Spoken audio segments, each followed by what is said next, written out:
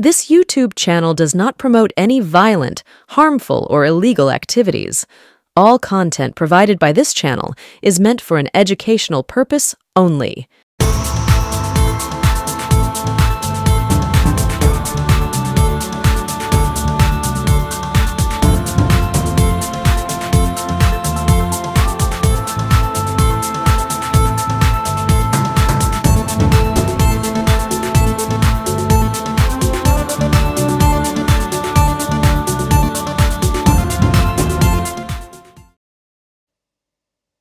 নমস্কার, সুপ্রভাত। আমি আপনাদের প্রবীর বিশ্বাস। দেখতে শুরু করছেন আপনাদের পছন্দের ইউটিউব চ্যানেল বিশ্বজোড়া বাঙালির আওয়াজ এনকে ডিজিটালের প্রভাতী সম্প্রচার আজ মুখোমুখি। আজ মুখোমুখিতে আমরা এমন একজন মানুষের সাথে আপনাদেরকে আলাপ করিয়ে দেব, তাকে আপনারা আমাদের চ্যানেলে আগে বহুবার দেখেওছেন। কিন্তু এই যে বর্তমানে ভারতীয়দের, প্রবাসী ভারতীয় যারা আমেরিকান ভারতীয়, ট্রাম্প 2.0 অর্থাৎ ট্রাম্পের দ্বিতীয়বার ফিরে আসার পর ভারতের সাথে কি রাজনৈতিক সম্পর্ক হবে, কারণ শোনা যাচ্ছে H1B ভিসা বাতিল হবে, আমেরিকা থেকে প্রচুর মানুষকে ডিপোর্ট করা হবে ভারতে যারা ইল্লিগাল ভাবে ইমিগ্রেট করেছেন আমেরিকায়। এই নিয়ে ভারতে একটা বেশ উত্তেজনা চলছে, উথাল পাতাল চলছে। 18,000 ভারতীয় নাকি ইতিমধ্যেই শনাক্ত হয়েছেন যাদেরকে আমেরিকা থেকে ভারতে ফেরত পাঠাবে ট্রাম্প সরকার। ট্রাম্প সরকারের সাথে মোদী সাহেবের সখ্যতা আমরা দেখেছিলাম আপকি বার ট্রাম্প সরকার, নমস্তে ট্রাম্প ইত্যাদি ইত্যাদি অনুষ্ঠানের মাধ্যমে। তখন আমরা দেখেছিলাম ট্রাম্পের সাথে মোদীর একটা মাখো মাখো ভাব, কিন্তু সেই মাখো মাখো ভাবটা, সেই প্রেম প্রীতির সম্পর্ক এখন বোধহয় আর নেই। আমরা সবটাই জেনে নেব যে আমেরিকায় বর্তমান ভারতীয়দের অবস্থা এবং আগামী দিনে কি অবস্থা হতে চলেছে। যিনি সবচেয়ে ভালো বলতে পারবেন, যিনি আমেরিকার রাজনীতির সাথে যুক্ত, এমন একজন প্রবাসী বাঙালি আমাদের সাথে আছেন, পার্থ ব্যানার্জি, ডক্টর পার্থ ব্যানার্জি। পার্থদা, আপনাকে আরো একবার স্বাগত এনকে ডিজিটালে। আপনাদেরকেও নমস্কার, ধন্যবাদ। পার্থদা, আমরা আজকে সরাসরি প্রশ্নে চলে যাই। বর্তমান ভারতীয়দের অবস্থা, মানে ট্রাম্প আসার আগে পর্যন্ত ভারতীয়দের ওখানকার অবস্থাটা যদি একটু বর্ণনা করেন, কেমন আছে, তাদের চাকরি বাকরি কেমন, সোশ্যাল তাদের অ্যাকসেপ্টেন্স কেমন, ইত্যাদি ইত্যাদি যদি বলেন, অর্থনৈতিক সামাজিক বিষয়টা যদি বলেন ট্রাম্প আসার আগে, মানে বাইডেন সরকার পর্যন্ত। আচ্ছা, এখন মানে দীর্ঘকাল ধরে আমি তো প্রায় 40 বছর আমেরিকাতে আছি। ছাত্র হয়ে এসেছিলাম 1985 সালে, তারপরে সে বহুকাল কেটে গেল। আজকে 2025 আগস্ট মাসে আমার 40 বছর এদেশে পূর্ণ হবে। তা আমি এদেশে শুধু যে কেবলমাত্র প্রথমে বিজ্ঞানী, অধ্যাপক এবং তারপরে সেসব কাজকর্ম ছেড়ে দিয়ে মানবাধিকারের কাজ করেছি বা সাংবাদিক হিসেবে পড়াশুনো করে কাজকর্ম করেছি, শুধু তা তো নয়। আমি এদেশের মূলস্রোত রাজনীতিতে একেবারে রাস্তায় নেমে অংশগ্রহণ করেছি। এদেশের শান্তির আন্দোলনের সঙ্গে, যুদ্ধবিরোধী আন্দোলনের সঙ্গে, সিভিল রাইটস আন্দোলনের সঙ্গে, পরিবেশ আন্দোলনের সঙ্গে আমি কাজ করেছি এবং শ্রমিক ইউনিয়নে আমি দীর্ঘকাল ধরে কাজ করেছি, পড়িয়েছি সেখানে, তাদের কলেজে রাজনীতি পড়িয়েছি, বিজ্ঞান পড়িয়েছি, অর্থনীতি পড়িয়েছি, মিডিয়া পড়িয়েছি। ফলে আমার নলেজটা, আমার জ্ঞানটা একটু অন্যরকম, আর 5টা ভারতীয়র মতন নয়। তো এখন এইখানে ভারতীয়দের মধ্যে, আমি ভারতীয় বলতে ভারতীয় উপমহাদেশের আমি সবার কথা বলছি, এদেশে তাদের মধ্যে দুটো ক্লাস আছে, দুটো শ্রেণী আছে প্রধানত।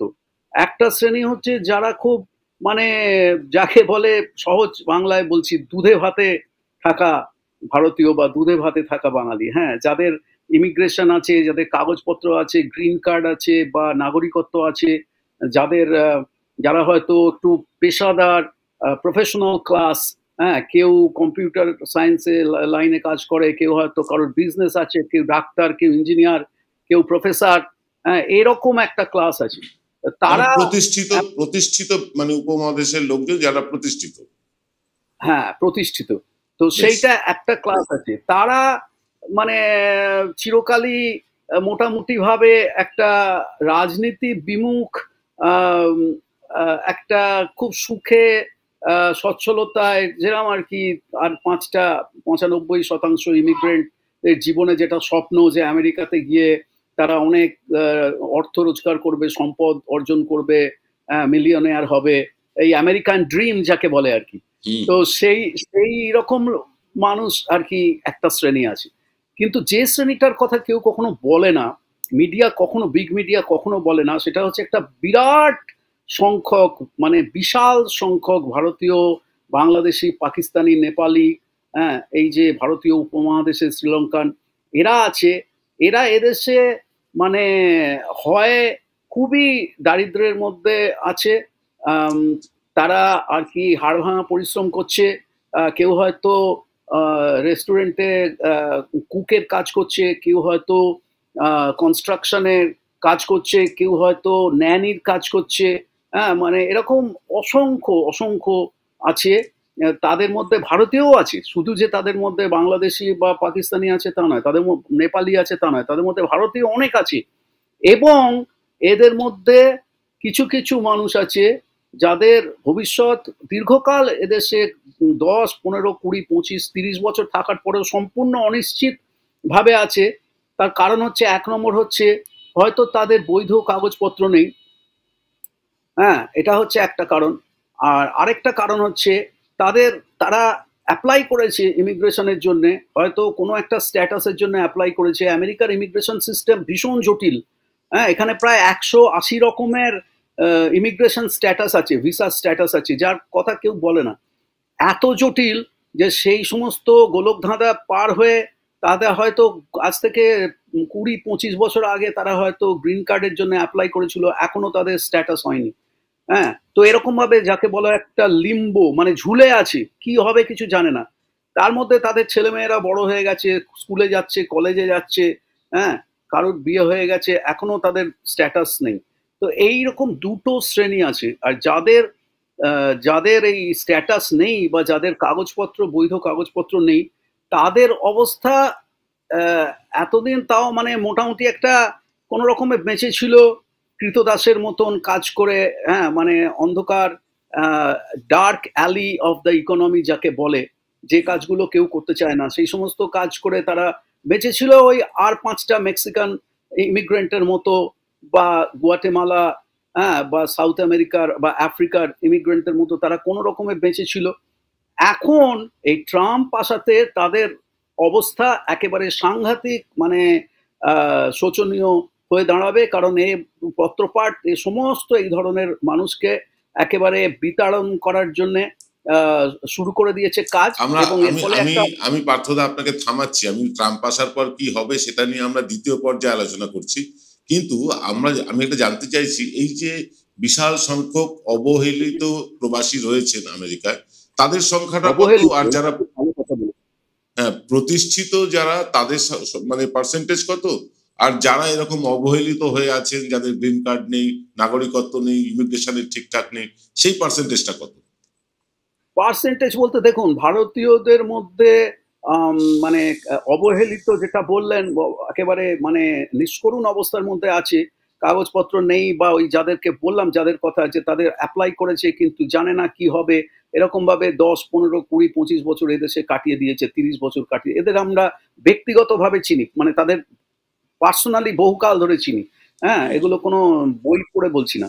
তো আম, এই যে সংখ্যাটা, এতে ভারতীয়দের মধ্যে এই সংখ্যাটা হয়তো অপেক্ষাকৃত কম। আমি বলবো যে ভারতীয় যারা পেশাদারি, যে সমস্ত প্রতিষ্ঠিত যে ক্লাসটা, তাদের মধ্যে হয়তো আমি বলবো যে 70%, 80% তারা হয়তো মোটামুটি ভাবে একটা কোনো না কোনো একটা স্ট্যাটাস নিয়ে আছে। এবং সেইটার কথা আমি একটু পরে আসছি। স্ট্যাটাস নিয়ে আছে মানে যে তারা সবাই নাগরিক বা গ্রিন কার্ড হোল্ডার তা নয়। এদের মধ্যে অসংখ্য আছে যাদের ওই জয়শঙ্করের, আপনি ইন্টারভিউ দেখেছেন কিনা জানি না, ভয়ঙ্কর, মানে এত উল্টো পাল্টা কথা বলেছে। হ্যাঁ, তো এর মধ্যে H1B স্ট্যাটাস আছে, এর মধ্যে আরো হাজার স্ট্যাটাস আছে, যাদের একটা স্ট্যাটাস আছে কিন্তু তাদের কোনো ভবিষ্যৎ নেই, এরকম অসংখ্য লোক আছে। আর মানে যারা নাগরিক, আপনি বলছেন পার্থদা, যারা ওই ওয়ার্ক পারমিট নিয়ে বা ওয়ার্ক ভিসা নিয়ে গেছে, তাদের কোনো হ্যাঁ, ভবিষ্যৎ নেই বলছেন? না না, তাদের কোনো ভবিষ্যৎ নেই, কারণ তাদের যে কোনো সময় তাড়িয়ে দেবে, যে কোনো সময় তাড়িয়ে দেবে। তাদের মধ্যে আমি পার্সোনালি চিনি এরকম অনেক আছে, যারা আজ থেকে 10 বছর, 15 বছর আগে গ্রিন কার্ডের জন্য অ্যাপ্লাই করেছে, 8 বছর আগে অ্যাপ্লাই করেছে, এখনো তারা জানে না কি হবে। তো এরা ঝুলে আছে, সম্পূর্ণ অনিশ্চিত অবস্থার মধ্যে আছে। এদের মধ্যেই ওয়ার্কস পারমিট নিয়ে বা H1B ভিসা নিয়ে বা আরো নানান রকম, যে বললাম যে অসংখ্য রকমের স্ট্যাটাস আছে, ভিসা আছে, সেই সব নিয়ে যারা আছে তাদের ভবিষ্যৎ সম্পূর্ণ অনিশ্চিত। এখন এই সমস্ত এদের পার্সেন্ট ভারতীয়দের মধ্যে সব মিলিয়ে হয়তো 30% এরকম হতে পারে, কিন্তু বাংলাদেশিদের মধ্যে আবার তাদের মধ্যে মানে আমি বলবো যে এখানে তো আমেরিকাতে মানে বাংলাদেশিদের সংখ্যা বিরাট। এখানে ধরুন আমি যে নিউ ইয়র্ক শহরে থাকি, এই নিউ ইয়র্ক এলাকাতে, নিউ ইয়র্ক নিউ জার্সি মিলিয়ে এখানে 2 লক্ষেরও বেশি শুধুমাত্র বাংলাদেশি আছে। হ্যাঁ, এবং এই 2 লক্ষ, 2.5 লক্ষ বা 3 লক্ষ, এখন হয়তো 3 লক্ষ হয়ে গেছে। এই 3 লক্ষ বাংলাদেশির মধ্যে আমি বলবো ধরুন মানে 70-80% তারা কিন্তু এরকম একটা আনসার্টেন, অনিশ্চিত অবস্থার মধ্যে আছে এবং খুবই নানান রকম সমস্যার মধ্যে, অর্থনৈতিক সমস্যা এবং এই ইমিগ্রেশনের সমস্যার মধ্যে তারা আছে। এদের সংখ্যা বাংলাদেশিদের মধ্যে খুব বেশি। তার মানে আপনি বলছেন ভারতীয়দের থেকেও বিপর্যয় নেমে আসতে পারে বাংলাদেশিদের উপরে বেশি? বাংলাদেশিদের ওপরে বিপর্যয় খুব বেশি নেমে আসবে। এবং মনে রাখতে হবে, ওই আমাদের দেশে তো সঙ্গে সঙ্গে লোকেরা, কিছু লোক আপনি তো জানেনই প্রবীরদা, বলবে যে ও ভালোই হয়েছে, সব মুসলমানগুলো গেছে ওখানে, ওদেরকে তাড়িয়ে দিলে ভালো হবে। হ্যাঁ, তো আসলে এরা কিন্তু মুসলমান শুধু নয়, এর মধ্যে হিন্দুও আছে, মুসলমানও আছে, সবাই আছে, অসংখ্য আছে। বাংলাদেশিদের এদেশে যারা আছে তাদের মধ্যে একটা বিশাল সংখ্যক বাংলাদেশি হিন্দুও রয়েছে, কিন্তু তাদের মধ্যে এই ধরনের স্ট্যাটাস নেই এরকম মানুষ প্রচুর আছে। আচ্ছা পার্থদা, এরা কি সেই মানে ডাঙ্কি রুট ধরেই যায়, মানে মেক্সিকো হয়ে বা এরা আমেরিকায় ঢোকে, নাকি এরা সরাসরি পাসপোর্ট? হয়তো অনেকে এদেশে এসেছে, দেখুন আমাদের এখানে এই যে ইমিগ্রেশন বিরোধী বা মানে অবৈধ অভিবাসী বিদ্বেষী যে সমস্ত কথাবার্তা মিডিয়াতে বলা হয়, সে ভারতের মিডিয়াতেই বলুন বা আমেরিকার মিডিয়াতেই বলুন বা ইংল্যান্ডের মিডিয়াতেই বলুন, সব জায়গাতে একই। যেরকম একটা মানে শত্রু শ্রেণী চিহ্নিত করতে হবে দেশের সমস্ত সমস্যার জন্য, আমাদের দেশে যেমন মুসলমানদেরকে চিহ্নিত করা হয়েছে যে সমস্ত সমস্যার জন্য এই মুসলমানগুলোই হচ্ছে দায়ী, এদেশে সেরকম বা ইংল্যান্ডে সেরকম এই ইমিগ্রেন্টদেরকে, গরিবের গরিব ইমিগ্রেন্টদের তাদের শত্রু হিসেবে চিহ্নিত করেছে এই ট্রাম্পের মতো লোকেরা। এবং সেই মানে নির্বাচনী বৈতরণী পার হওয়ার জন্য ওইটাকেই ওরা সামনে সাইনবোর্ড হিসেবে ব্যবহার করেছে। এবং ওয়ার্কিং ক্লাস শ্রমিক শ্রেণী, যাদের সঙ্গে আমি দীর্ঘকাল কাজ করেছি, একটু আগে বললাম, তাদের মধ্যে এই গরিব অবৈধ ইমিগ্রেন্ট বিদ্বেষ সাংঘাতিক রকম বাড়িয়ে দিয়েছে এদের এই সমস্ত সোশ্যাল মিডিয়া, এদের নানান রকম রেডিও টক শো ইত্যাদি, সবাই মিলে এমন একটা জিনিস তৈরি করেছে, কিন্তু কখনো একবারও বলছে না। এবং এই জয়শঙ্কর যে কথাগুলো বলেছে, একই সুরে কথা বলেছে ট্রাম্পের মতো, যে আমরা অবৈধ অভিবাসন বিরোধী, হ্যাঁ, আমরা চাই না ইলিগাল ইমিগ্রেন্টরা আসুক, হ্যাঁ, এই সমস্ত কথা বলছে। কিন্তু কেন আসছে সেই অর্থনৈতিক, সামাজিক, রাজনৈতিক কারণগুলো কখনো বলছে না, যে লোকগুলো কেন, লক্ষ লক্ষ মানুষ তারা নিজের বাড়ি ঘর, সমস্ত দেশ, পরিচিত পরিবেশ, হ্যাঁ, সুমনের ভাষায় চেনা দুঃখ চেনা সুখ, চেনা চেনা হাসি মুখ, চেনা আলো চেনা অন্ধকার, সেই সব ছেড়ে ছুড়ে দিয়ে কেন তারা দেশ ছেড়ে জীবন হাতে করে তারা বিদেশে চলে যাচ্ছে এবং এরকম ভাবে একটা মনুষ্যেতর একটা জীবন যাপন করছে, সেই কারণটা আলোচনা কোথাও কোথাও কোনো মিডিয়া করছে না। সেই কারণটা আলোচনা করা খুব বেশি দরকার, যে কারা এই ইমিগ্রেশন ভয়ঙ্কর রকমের দারিদ্র্যের জন্য এবং দেশ থেকে পালিয়ে যাওয়ার জন্য কারা এর পেছনে দায়ী। পার্থদা, আপনি তো দীর্ঘদিন মানবাধিকার নিয়েও কাজ করেছেন। আপনি যদি আমেরিকার ইতিহাসটা একটু উল্টে দেখেন, তাহলে আমরা দেখতে পাই যে আমেরিকাকে গড়েইছে ইমিগ্রেন্টসটা, মানে বাইরে থেকে গিয়ে মানুষেরা আমেরিকাকে তৈরি করেছে ইনফ্যাক্ট। তো সেখানে এখন হঠাৎ করে এইরকম মানে প্রবাসীদের উপর এত, মানে এটা কি শুধু রাজনৈতিক কারণ, এত বিদ্বেষ? এটা ব্রেন ওয়াশিং, একেবারে এমন ভাবে মগজ ধোলাই করা হয়েছে এবং ইতিহাসের আলোচনাটাকে এমন ভাবে সুকৌশলে, যেটাকে আমি বলি জার্নালিজম অফ এক্সক্লুশন বা বর্জনের সাংবাদিকতা, মানে দরকারি কথাগুলো আলোচনা থেকে সম্পূর্ণভাবে বাদ। যে এই দেশটা, আপনি যেটা বললেন প্রবীরদা, যে আমেরিকা কিন্তু গড়েই উঠেছিল ইমিগ্রেন্টদের রক্তে, ইমিগ্রেন্টদের শ্রমে, হ্যাঁ, এবং তার সঙ্গে সঙ্গে কৃষ্ণাঙ্গ কৃতদাসদের কথা ভুললে চলবে না। একদম। আমেরিকা দেশটা এদেশের যারা আদিম অধিবাসী, যাদেরকে আমরা ভুল করে রেড ইন্ডিয়ান বলি, ওটা একটা খুব খারাপ কথা। হ্যাঁ, এদেশের যারা নেটিভ আমেরিকান, এদেশে যে সমস্ত লক্ষ লক্ষ মানুষ যারা আগে থাকতো, মানে কালো তাদেরকে মানুষদের কথা ইউরোপিয়ান, বলছেন আপনি?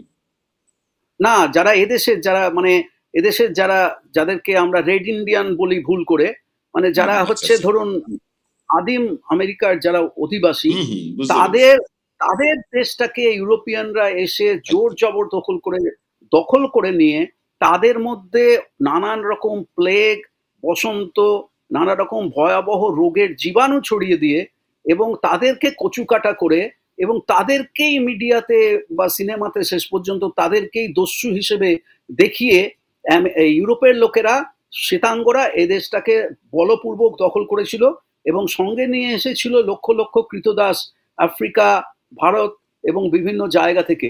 তাদের শ্রমে আজকে আমেরিকা গড়ে উঠেছে, কিন্তু সেই ইতিহাসের আলোচনাটা আজকের আমেরিকাতে একেবারেই নেই। অথচ আজকে যদি আমেরিকার যে কোনো মানুষের সঙ্গে আপনি যদি কথা বলেন, শ্বেতাঙ্গ মানুষের সঙ্গে যারা ইউরোপ থেকে, যাদের মানে আগেকার যারা আর কি পূর্বপুরুষ যারা এসেছিলেন, আগেকার প্রজন্ম, তারা যখন এদেশে এসেছিল আজ থেকে 100 বছর আগে বা 80 বছর আগে বা 150 বছর আগে, তারা তো সবাই অবৈধভাবেই এদেশে ঢুকেছিল। তাদের কারোর ভিসা ছিল না, তাদের কোনো কাগজপত্র, ভিসা পাসপোর্ট তৈরি হয়নি তখনও। তারা জোর জবরদখল করে এদেশে এসে এদেশটাকে দখল করেছিল। এখন তারা যখন উন্নত হয়ে গেছে তখন তারা বলছে যে না না, আমাদের আর বাইরের লোকেদের আমাদের আর দরকার নেই, আমরা শুধু এই দেশটা, America is for white Christians only, America কেবলমাত্র শ্বেতাঙ্গ খ্রিস্ট ধর্মের মানুষের জন্য, আমরা হচ্ছি গডস চোজেন পিপুল। মানে এসব কথা বানিয়ে বলছি না, এইসব কথা সবসময় এরা বলে, মানে একটা বিরাট সংখ্যক লোক যারা ট্রাম্পের আপনি যেটা সমর্থক। বললেন দাদা, আমার একটা কথা খুব মানে মিল পেয়ে গেলাম। গড চোজেন পিপল মানে আমার নরেন্দ্র মোদীর ওই কথাটা মনে পড়ে গেল, তিনি নন বায়োলজিক্যাল অবতার এই পৃথিবীতে। মানে একই সুরে কথা বলে কি ফ্যাসিস্টরা সারা পৃথিবীতে? সব সারা পৃথিবীতে হিটলার, মুসোলিনি যখন ক্ষমতায় উঠেছিল 1930-এর দশকে, তখন তারা এক্স্যাক্টলি এইভাবে কথা বলতো। হিটলারকে দেবতার প্রতিভূ হিসেবে স্থাপন করার, প্রতিষ্ঠা করার চেষ্টা হয়েছিল দীর্ঘকাল ধরে, এবং সে বলা হতো যে সে সমস্ত আইনের ঊর্ধ্বে। ট্রাম্প এখন বলছে যে সে সমস্ত আইনের ঊর্ধ্বে, মোদি বলছে যে সে নন বায়োলজিক্যাল, তার মধ্যে দৈব শক্তি আছে, সে ঈশ্বরের অবতার। এরা সবাই এক সুরে কথা বলে এবং এদের যারা সাপোর্টার, সমর্থক, তারা একেবারে অন্ধভাবে সেই কথাগুলো অনুসরণ করছে। এটাই হচ্ছে ফ্যাসিজম, এটাই হচ্ছে স্বৈরতন্ত্র এবং নাৎসিবাদ। আমি পার্থদা একটা প্রশ্ন করব, তারপর বিরতিতে যাব। প্রশ্নটা করে নিই। আমেরিকায় একটা প্রথা আছে বা ছিল যে আমেরিকায় কোনো শিশু জন্মগ্রহণ করলে সে আমেরিকার নাগরিক হয়। তো আপনি যাদেরকে বলছেন 25-30 বছর ধরে আমেরিকায় প্রবাসী, তারা মানে অবহেলিত আমেরিকান হয়ে আছে, তারা কোনো দেশেরই মানে এখন নাগরিক নয় ইনফ্যাক্ট, সেই সব মানুষের সন্তানদের কি হবে? তারাও কি বেনাগরিক হয়ে যাবে? হ্যাঁ, তারা সবাই, তাদের সবাই নাগরিকত্ব চলে যাবে এবং এমন একটা মানে ভয়ঙ্কর মানে মানবিক বা অমানবিক একটা ক্রাইসিস, একটা সংকট তৈরি হবে। কারণ দেখুন, এই সমস্ত বাচ্চার ছেলে মেয়েগুলো যারা এদেশে জন্মেছে, তাদের বাবা মা কোনো কারণে মেক্সিকো থেকে বা বাংলাদেশ থেকে বা ভারত থেকে বা পাকিস্তান থেকে বা সালভাডোর থেকে, নাইজেরিয়া থেকে এদেশে চলে এসেছিল কেবলমাত্র নিজেদের জীবন বাঁচানোর জন্যে। হ্যাঁ, কত রকম ঝড়ের মধ্যে দিয়ে তারা গেছে, তাদের দেশে তাদেরকে একেবারে জেনোসাইড চলছে, গণহত্যা চলছে, তার থেকে পালিয়ে চলে এসছে। হ্যাঁ, কোনো রকমের জীবন হাতে করে সেই মেক্সিকো অ্যারিজোনার যে সুড়ি পথ দিয়ে জীবন হাতে করে চলে আসে, সেই রাস্তা আমি নিজের চোখে গিয়ে দেখে এসেছি। আমি যখন ইমিগ্রেন্ট রাইটসে কাজ করতাম, নিজের চোখে গিয়ে সেই রাস্তা আমি দেখে এসেছি। মানে ফারেনহাইটে 110-115 ডিগ্রি টেম্পারেচারে, এক ফোঁটা জল নেই, মরুভূমির মধ্যে দিয়ে সুড়িপথ দিয়ে, হ্যাঁ, ছেলে মেয়ের হাত ধরে বাবা মা পালিয়ে আসছে। মা সেখানে পড়ে থাকলো, মা বললো যে আমি আর পারবো না যেতে, আমাকে ফেলে তোমরা চলে যাও। মাকে ফেলে রেখে ওরা চলে গেল, মাকে ওখানে সমস্ত মানে ওখানেই শেষ হয়ে গেল, তার মানে দেহাবশেষ পাওয়া গেল। মানে সব নিজের চোখে দেখে এসেছি। হ্যাঁ, এগুলো কোনো গল্প কথা নয়। তো এই হচ্ছে এখানে অবস্থা। এই যে ছেলে মেয়েগুলো এদেশে এসেছে, এরা অনেকে এখানে জন্মেছে বা এত ছোটবেলায় এসেছে যে তারা তাদের বাবা মার দেশ কোনোদিন দেখেইনি চোখে। তারা তাদের মানে কোনো ধারণাই নেই যে বাংলাদেশটা কেমন, হ্যাঁ, আমি এখানে এত বেশি চিনি যে ছেলে মেয়েরা কোনোদিনও বাংলাদেশ চোখেই দেখেনি। তাদের বাবা মার কাছ থেকে তারা বাংলাদেশের গল্প শুনেছে, ছবি, ফটো দেখেছে, ভিডিও দেখেছে, কিন্তু নিজেরা কোনোদিনও বাংলাদেশটাকে চোখেই দেখেনি। তাদেরকে এখন বলা হচ্ছে যে তোমাদের সবাইকে তোমাদের বাবা মার দেশে বিতাড়ন করে দেওয়া হবে, তাড়িয়ে দেওয়া হবে। এবং এদের মধ্যে ওই আপনি যে বললেন 18,000 ভারতীয়। কাগজপত্রহীন যেসব ভারতীয় তারাও রয়েছে। তাদেরকে এখন এই যে লোকগুলো যে চলে যাচ্ছে, এদেরকে তাড়িয়ে দিচ্ছে, তাদের দেশ বলছে যে আমরা এদেরকে কোনো দায়িত্ব আমরা নেব না। হ্যাঁ, মেক্সিকো বলছে যে তোমরা চলে গেছো নিজের দায়িত্বে, দেশ ছেড়ে পালিয়ে গেছো, তোমরা এখন ফিরে আসছো, তাড়িয়ে দিয়েছে ট্রাম্প, আমরা তোমাদের কোনো দায়িত্ব নেব না। হ্যাঁ, ভারতে যে সমস্ত লোকগুলো ফিরে যাবে, বাংলাদেশে যেসব লোকগুলো যদি ফিরে যায়, যখন ফিরে যাবে, কি যে একটা অভূতপূর্ব অবিশ্বাস্য সংকটের মধ্যে তারা গিয়ে পড়বে। এবং তাদের যে ছেলে মেয়েগুলো, তারা সেই দেশ সম্বন্ধে কিছু জানে না। অনেকে আছে যারা তাদের ভাষাও বলতে পারে না, তারা এদেশে আর 5টা আমেরিকানের মতন বড় হয়েছে, তাদের সব বন্ধু বান্ধব সবাই আমেরিকান, তারা সবাই ইংরেজি ভাষায় কথা বলে, তারা এদেশ ছাড়া অন্য কোনো দেশ তারা চেনেই না, এটাই তাদের দেশ। তারা এদেশে 20 বছর, 22 বছর, 25 বছরের ছেলে মেয়েকে জোর করে তাড়িয়ে দিচ্ছে, তাদের এমন একটা দেশে তাড়িয়ে দিচ্ছে যে দেশ সম্পর্কে তাদের কোনো ধারণাই নেই।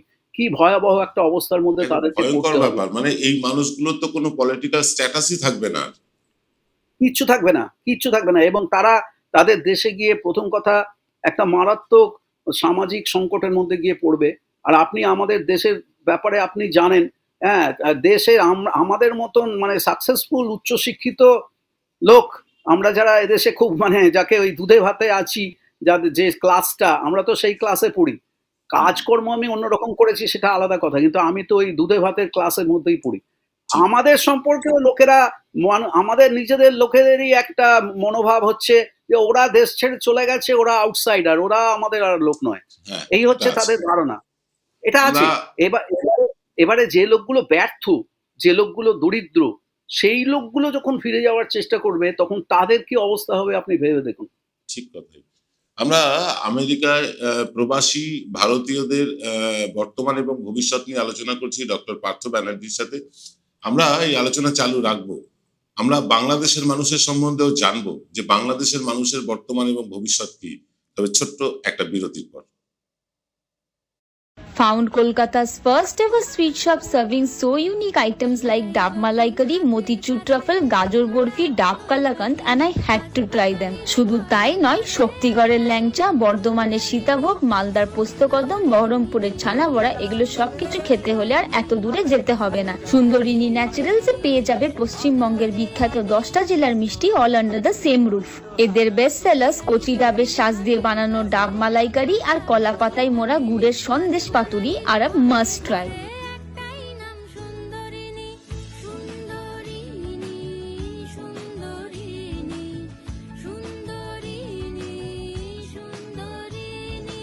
জয়গুরু রত্নভান্ডার জ্যোতিষীমা, এখানে গোল্ড মেডেলিস্ট জ্যোতিষী বসেন। হাই কোয়ালিটির আসল গ্রহরত্ন সবচেয়ে কম দামে এখানে পাওয়া যায়। স্থান বেলঘড়িয়া রানীপার্ক বটতলা 2 নম্বর রেলগেটের নিকটে। 9681345722 এবং 9007778922।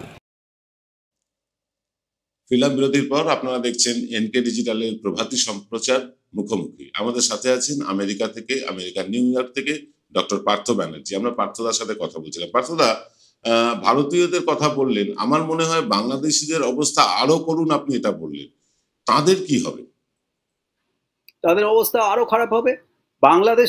বাংলাদেশিদের সংখ্যাটা বেশি, কিন্তু এই যে গরিব কাগজপত্রহীন যে সমস্ত স্ট্যাটাসহীন বাংলাদেশি, তার সঙ্গে সংখ্যায় কম, কিন্তু যে ভারতীয়রা কয়েক হাজার, মানে 18,000 তো আপনি বললেন, আমার ধারণা সেই সংখ্যাটা আরো অনেক বেশি।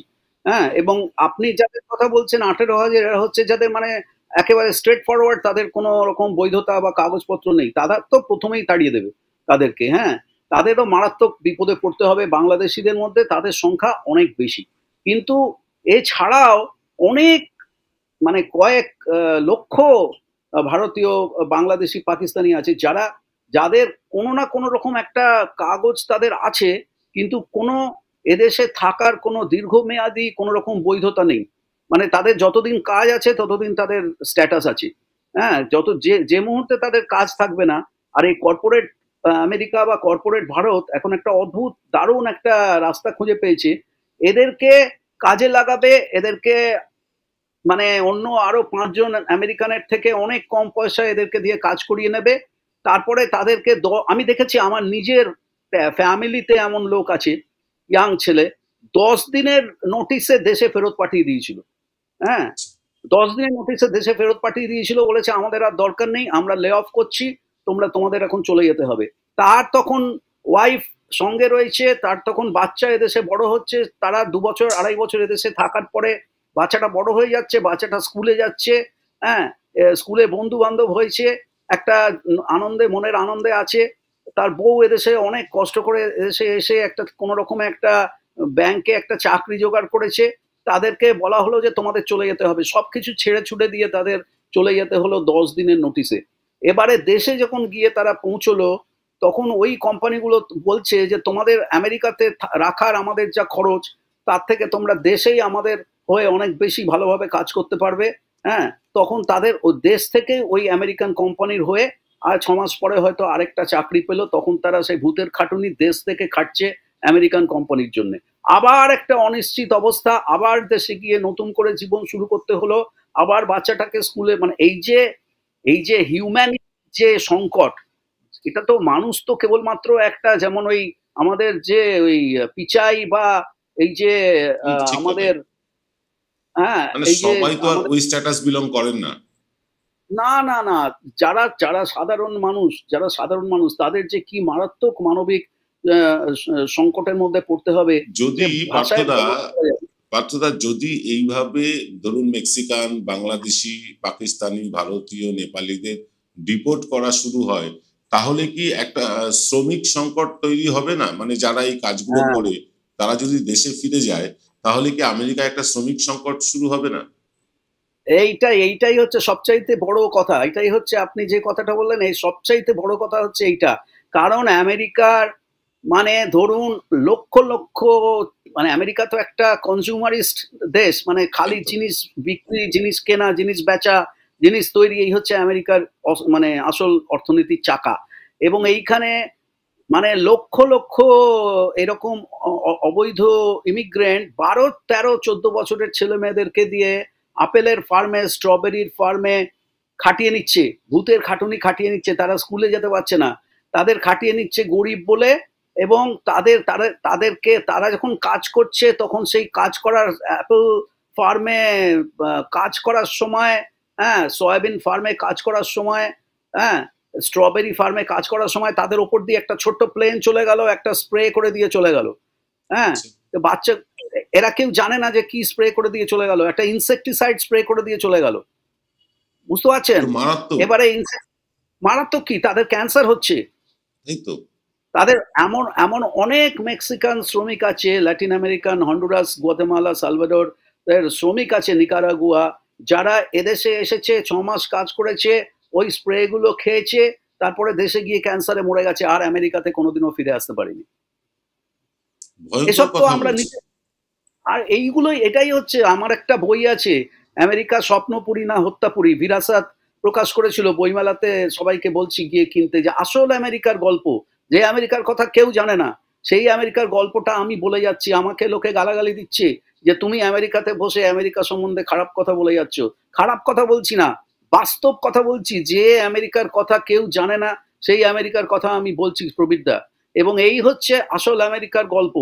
চিকেন ফ্যাক্টরিতে কাজ করছে, সারা দিন ধরে এক টানা কাজ করে যাচ্ছে, হাত কেটে যাচ্ছে, পা কেটে যাচ্ছে, হ্যাঁ, আহত হচ্ছে, সেইখানে এক টানা কাজ করে যাচ্ছে, কোনো বাথরুম ব্রেক পর্যন্ত নেই, জানেন আপনি? এই এত অবস্থায় অমানবিক দেশ আমেরিকা। এই, হ্যাঁ, আচ্ছা, আপনার সিয়ার্স, তারপরে ওয়ালমার্ট, অমুক মার্ট, তমুক মার্ট, এই সমস্ত জায়গাতে যখন সব বন্ধ, রাত্রির 2টো 3টের সময়, তখন ওই মেঝেগুলো রাসায়নিক পদার্থ দিয়ে পরিষ্কার কে করবে? এই সমস্ত অবৈধ ইমিগ্রেন্টদের দিয়ে ওই কাজগুলো করিয়ে নিচ্ছে, এবং তাদের এজেন্সি আছে, তারা এদেশে নিয়ে আসছে, ওই কাজগুলো করিয়ে নিচ্ছে, তারপর রিসাইকেল করে কাজ শেষ হয়ে গেলে 6 মাস পরে ফেরত পাঠিয়ে দিচ্ছে। তাদের কোনো রকম চিকিৎসার দায়িত্ব, কোনো রকম বীমা, কোনো রকম মানবিক অধিকার তাদের নেই। এসো, কাজ করো, পাসপোর্ট নিয়ে নিচ্ছে, খাটো, কিছুদিন কিছু টাকা রোজগার করো, এবার ব্যাক টু প্যাভিলিয়ন চলে যাও। বুঝতে পারছেন? এই হচ্ছে অর্থনীতির চাকা। এখন এই যে আপনি যে আসল প্রশ্নটা করলেন যে এদের এদের যদি সবাইকে তাড়িয়ে দেয় তাহলে কিভাবে চলবে? সুতরাং আসল কথা হচ্ছে অন্ধকার ইকোনমিতে এদের তাড়িয়ে দেবে না, এদেরকে রেখে দেবে। এদের কেউ তাদের কথা জানতে পারবে না, তাদের কোনো মানবিক অধিকার থাকবে না, তাদেরকে দিয়ে কাজ করাবে, রোবটের মতন কাজ করাবে, কাজ শেষ হয়ে গেলে তাদেরকে ছুঁড়ে ফেলে দেবে। এইটা হবে। আরেকটা হচ্ছে যে ইলন মাস্ক এই ধরনের লোকেরা বা অ্যামাজন এই ধরনের কোম্পানিগুলো এই এমন আর্টিফিশিয়াল ইন্টেলিজেন্সের এমন জায়গাতে নিয়ে গেছে যে একটা লোক 100টা লোকের কাজ একটা মেশিন করে দিচ্ছে, বাকি লোকগুলোর কোনো দরকারই হচ্ছে না। হুম, বুঝতে পারছেন? এই যে ইকোনমিটা, এই হচ্ছে মার্কিন মডেলের নয়া উদারনৈতিক অর্থনীতি। এই ইকোনমির কথাটা, এই আমেরিকার কথাটা কেন এত জোর দিচ্ছি? কারণ এই সিস্টেমটা আমাদের দেশে এই মোদিরা, নির্মলা সীতারামন এরা জোর করে আমাদের দেশে এই মডেলটা চাপিয়ে দিচ্ছে, যেখানে মানুষের কোনো মনুষ্যতর ভাবে জীবনযাপন করবে, কুকুর বেড়ালের মতন জন্তুর মতন জীবনযাপন করবে, তাদের কোনো মানবিক অধিকার থাকবে না, যে কোনো সময় তাদেরকে ছাঁটাই করে দেওয়া যেতে পারে। আমি শেষ প্রশ্ন করব, যেহেতু আপনি আমেরিকার প্রত্যক্ষ রাজনীতির সাথেও দীর্ঘদিন ধরে যুক্ত, আমাদের মোদির সাথে ট্রাম্প 2.0 এর রসায়নটা কি হবে, এর কেমিস্ট্রিটা কি হবে যদি একটু বলেন। রসায়ন তো খারাপের দিকে যাচ্ছে। রসায়ন তো মোদিকে তো ট্রাম্প তার শপথ গ্রহণ অনুষ্ঠানে আমন্ত্রণ পর্যন্ত করেনি। হুম, সাংঘাতিক ব্যাপার। মিডিয়া বলছে না, চেপে যাচ্ছে, কারণ এগুলো মিডিয়া, বিগ মিডিয়া কোন রকম কথা বলতে চায় না যেটা জনপ্রিয় নয়। যেই কিন্তু বলবে কিন্তু পার্থদা একটু থামিয়ে বলি, এখান থেকে মুকেশ আম্বানি এবং জয়শঙ্কর তো গিয়েছিলেন ভারত থেকে। মুকেশ আম্বানি গেছে কিন্তু আদানি আসেনি। না না, ভেবে আদানির তো দেখুন, সমস্যা চলছে, ওখানে গেলেই গ্রেফতার হয়ে যাবে। তার মানে কি? তার মানে হচ্ছে বেছে বেছে নিচ্ছে, বেছে বেছে ডাকছে। বুঝতে পারছেন? মোদি এবং আদানির যে স্ক্যান্ডালটা, সেটা আমাদের দেশের মিডিয়া কখনো খোলাখুলি বলছে না, কিন্তু সেটা সারা পৃথিবীর লোক জানে। ঠিক, ঠিক বলেছেন। ট্রাম্প মোদিকে এবং আদানিকে ইনভাইট করেনি নিজের শপথ গ্রহণ অনুষ্ঠানে, চীন থেকে ডেকেছে, সব দেশ থেকে এসেছে, কিন্তু মোদিকে ডাকিনি, আদানিকে ডাকিনি, পৃথিবীর তৃতীয় বৃহত্তম ধনী। না, কিন্তু জয়শঙ্কর এল সালভাডোরের প্রতিনিধি গেলেন, মানে রাষ্ট্রপ্রধান গেলেন, অথচ ভারতের মানে মানে মোদি হচ্ছে একেবারে ট্রাম্পের গলায় গলায় বন্ধুত্ব। আপনি আমেরিকায় গলায় বসেও গলায় দেখেছেন। গলায় গলায় বন্ধু ওটা দেখাচ্ছে। আপনি যদি মোদির যে মানে কি বলবো, আমাদের মানে দেখুন, আমি কোনো মানুষের মোদি সম্বন্ধে তো আমার ব্যক্তিগত কোনো শত্রুতা নেই। হ্যাঁ, আমি তাকে কোনো খারাপ কথা বলতে চাই না। হ্যাঁ, আমাদের ভারতের তিনি প্রধানমন্ত্রী, ঠিক আছে, খারাপ হোক ভালো হোক, ফ্যাসিস্ট হোক, আরএসএস হোক, ধর্মান্ধ হোক, হ্যাঁ, গুজরাট দাঙ্গা হোক, কিন্তু ভারতের প্রধানমন্ত্রী, তার সম্বন্ধে এরকম খোলাখুলি আমি খারাপ ব্যক্তিগত কোনো রকম খারাপ কথা আমি ঠিক কখনো কথা। কারোর সম্বন্ধে বলবো না, কোনোদিনও বলবো না। কিন্তু রাজনীতিটার কথা বুঝতে হবে যে কেন আজকে ট্রাম্প মোদি আদানিকে ইনভাইট করেনি, আর জয়শঙ্কর কেন মোদির প্রতিনিধিত্ব করছে, আর ভারতের কর্পোরেট ইন্ডিয়ার প্রতিনিধিত্ব আদানি না করে আম্বানি কেন করছে। বুঝতে পারছেন? এই জিনিসগুলো মানুষকে ভালো করে বুঝিয়ে বলতে হবে। এই খেলাটা চলছে। হ্যাঁ, ওই গলায় গলায় যে জড়িয়ে ধরা আর ওই সমস্তগুলো, মানে ওগুলো হচ্ছে ফটো অপ। ওগুলো খায় ভালো, মিডিয়াতে খায় ভালো। হ্যাঁ, বুঝতে পারছেন? ও আমাদের মানুষকে বোঝাতে হবে যে চোখের সামনে যে জিনিসটা দেখছো সেই জিনিসটার ভেতরে কি হচ্ছে, সেই বিশ্লেষণগুলো ভালো করে তোমরা করার চেষ্টা করো। কারণ মিডিয়া তোমাদের আসল পরিস্থিতিটা, আসল জিনিসটা কোনোদিনও ব্যাখ্যা করে বোঝাবে না। আমাদের দায়িত্ব হচ্ছে মানুষের কাছে সেই জিনিসগুলো তুলে ধরা। সেই জন্যই আপনাদের মতন মানুষকে আমরা আমাদের চ্যানেলে আমন্ত্রণ জানাই আসল কথাটা শোনার জন্য। আর একটা আসল সেই কথা জন্য শুনে আজকে। আপনাদের মতো চ্যানেলের আমাদের এত বেশি দরকার। না, নিশ্চয়ই, আমরা তো সবসময় আপনাদের পাশেই আছি। আর একটা আসল কথা শুনে আজকের অনুষ্ঠানটা শেষ করব। বাংলাদেশের সাথে আমেরিকার কেমিস্ট্রিটা কি হতে পারে? দেখুন দেখুন প্রবীর দা, এগুলো বললে শুনতে খুব খারাপ লাগে। আসলে বাংলাদেশ বলুন, সালভাডোর বলুন, গুয়াতেমালা বলুন, হ্যাঁ, এই যে সমস্ত দেশগুলো, নেপাল বলুন, প্রথম কথা আমেরিকার 90% লোক এই দেশগুলোর নাম শুনেনি কখনো। বুঝতে পারছেন? মানে কোনো ধারণাই নেই। ফলে এইসব দেশ সম্বন্ধে আমেরিকার যে, আমরা যাদের সঙ্গে ঘোরাঘুরি করি, উচ্চশিক্ষিত প্রোগ্রেসিভ যেসব আমেরিকানের সঙ্গে আমরা মেলামেশা করি, তারা একেবারে অন্যরকম। কিন্তু সাধারণ একটা, আমি তো বললাম তো শ্রমিক ইউনিয়নে 14 বছর পড়িয়েছি, ঠিক আছে, তারা ভালো মানুষ, তারা কোনো খারাপ লোক নয়, খুব ভালো, ভীষণ উপকারী। আপনি একটা বিপদে পড়লে আপনি একটা আপনার ইউনিয়নের লোককে ডাকলে 5টা লোক এসে হাজির হবে মাঝরাত্রিরে, বুঝতে পারছেন? আমার নিজের এরকম, কিন্তু তারা মানুষ হিসেবে খুব ভালো, কিন্তু নলেজ একেবারে জিরো। কারণ মিডিয়া এমন ভাবে ওই হীরক রাজার মগজধোলাই মেশিন এমন ভাবে এদেশে করে নিয়েছে যে মানুষ কোনো রকম ভাবনা চিন্তা করতে পারে না। ফলে বাংলাদেশের কি হলো, হ্যাঁ, না ভুটানের কি হলো, না শ্রীলঙ্কার কি হলো, না মালদ্বীপের কি হলো, কিচ্ছু কারুর যায় আসে না। আর এই যে লোকটা এখন ক্ষমতায় এসছে সেই লোকটা হচ্ছে একেবারে চরম ফ্যাসিস্ট। সে এসে আসার আগেই বলেছে যে সে গ্রিনল্যান্ড দখল করে নেবে, সে পানামা ক্যানাল দখল করে নেবে, এবং সে এমনকি ক্যানাডাও দখল করে নেবে। সে কি করবে না করবে সেটা পরের কথা, কিন্তু এই ধরনের একটা ভয়ঙ্কর একটা ফ্যাসিস্ট, যার ইলন মাস্ক তার শপথ গ্রহণ অনুষ্ঠানে এমন একটা সিগন্যাল করেছে যেটা একেবারে হাইল হিটলার যে সিগন্যালটা করা হতো, আপনি যদি ছবি দেখেন, একেবারে এই ধরনের লোকেরা, এবং এদের পেছনে আছে ভয়ঙ্কর জঙ্গি উগ্রপন্থী। আমাদের দেশে যেরকম আরএসএস, বিজেপি, বিশ্ব হিন্দু বজরং দল, এদেশে সেরকম হচ্ছে কু ক্লাক্স ক্ল্যান, প্রাউড বয়েজ, হ্যাঁ, মরাল মেজরিটি, এরকম অসংখ্য মানে ভয়ঙ্কর জঙ্গি উগ্রপন্থী খ্রিস্টান শ্বেতাঙ্গ গোষ্ঠী আছে। এরা হচ্ছে ট্রাম্পের পেছনে আসল শক্তি, এবং এরা কোনো অন্য আমাদের মতন মানুষ এদের কাছে কোনো মানুষ বলেই বিবেচিত নয়। আমাদেরকে ওরা যে কোনো সময় তাড়িয়ে দিতে পারে, শেষ করে দিতে পারে, আমাদেরকে মানুষ বলেই মনে করে না। সুতরাং বাংলাদেশ ওদের কাছে কোনো ফ্যাক্টরি না, ওরা যা খুশি করতে পারে। বাংলাদেশের মানুষ এটা বুঝতে পারছে না। বাংলাদেশের অনেক লোক এবারে এই ইসরায়েল ইস্যুতে ট্রাম্পকে সমর্থন করেছে, অনেক মুসলমান ইসরায়েল ইস্যুতে ট্রাম্পকে সমর্থন করেছে। এইবারে দেখুন না কি অবস্থা হয়। সে প্রথমেই এসে বলেছে যে হামাসকে সে এমন শাস্তি দেবে যে তারা জীবনে কোনো কালে ভুলতে পারবে না। ঠিক।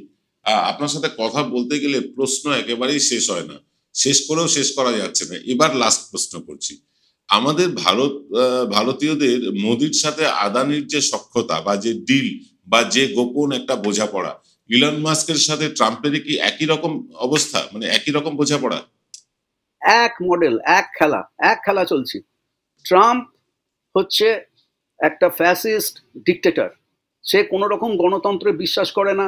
সে মনে করে যে America is for white Christians only, আর বাকিরা যারা আছে তারা হয় তোমরা ওই বেশিরভাগ ভারতীয়র মতন চুপচাপ থাকো, যেটা প্রথম কথাই বলেছিলাম, রাজনীতি বিমুখ, একেবারে চুপচাপ এদেশে থাকো, তোমরা দুধে ভাতে আছো, তোমাদের কেউ কোনো রকম কোনো তোমাদের বিরক্ত করবে না, কিন্তু কোনো কথা বলতে পারবে না, কোনো সমালোচনা করতে পারবে না।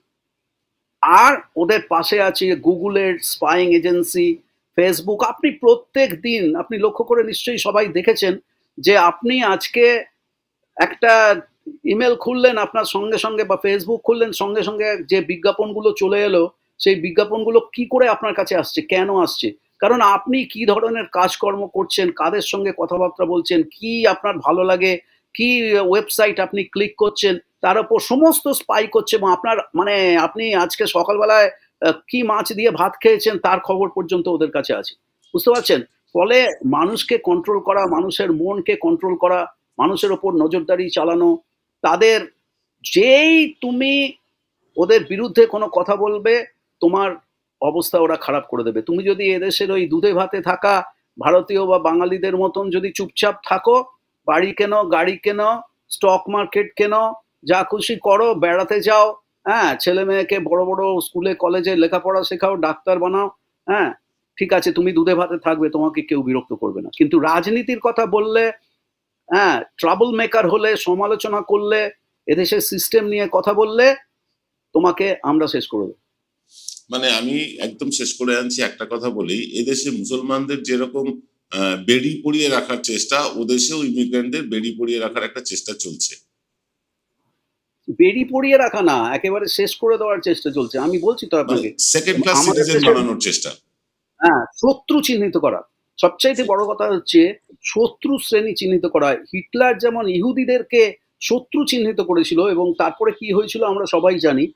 আজকে ভারতে মুসলমানদের সেই অবস্থা, এবং সাভারকার, গোলওয়ালকার এসব কথা অনেকবার বলেছেন। এই কথাগুলো বলা দরকার, এগুলো আজকের আলোচনা নয়, কিন্তু বলা দরকার। আজকে নেতাজির জন্মদিনে আজকে আমরা একটা ধর্মনিরপেক্ষ ভারতের কথা ভাবছি।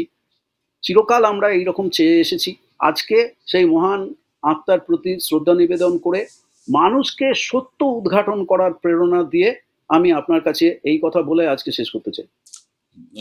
অনেক ধন্যবাদ পার্থদা আমাদেরকে এতটা সময় দেওয়ার জন্য। পার্থদা খুব শিগগিরই দেশে ফিরছেন, আমরা পার্থদাকে অনুরোধ করব দেশে ফিরলেই যেন উনি আমাদের স্টুডিওতে এসে আরো এইরকম অনেক অজানা তথ্য তুলে দেন। পার্থদা অনেক ধন্যবাদ আপনাকে। আপনারা দেখলেন নিউ ইয়র্ক প্রবাসী, আমেরিকার প্রবাসী ডক্টর পার্থ ভৌমিক, যিনি আমার বিশেষ বন্ধু। তার সাথে আমার এর আগে বহুবার আলোচনা হয়েছে এনকে ডিজিটালের পর্দায়, আগামী দিনেও হবে। কিন্তু এই ভারতীয় এবং বাংলাদেশিদের ভবিষ্যৎ কি হবে ট্রাম্প জামানায়, এটা নিয়ে দুশ্চিন্তায় অনেকেই ভাবছেন যে লক্ষ লক্ষ বাংলাদেশি, লক্ষ লক্ষ ভারতীয়দের ট্রাম্প ফেরত পাঠাবেন। পার্থ ব্যানার্জি পুরো বিষয়টা পরিষ্কার করে দিলেন। আগামী দিনে আবার পার্থ ব্যানার্জিকে আমরা আমন্ত্রণ জানিয়ে রাখলাম স্টুডিওতে, সেখানে বসে আমরা আবার আলোচনা করব। আজ এই পর্যন্ত, দেখা হবে রাত ঠিক 8টায় এক্স ফ্যাক্টরে। সকলে ভালো থাকবেন, নমস্কার।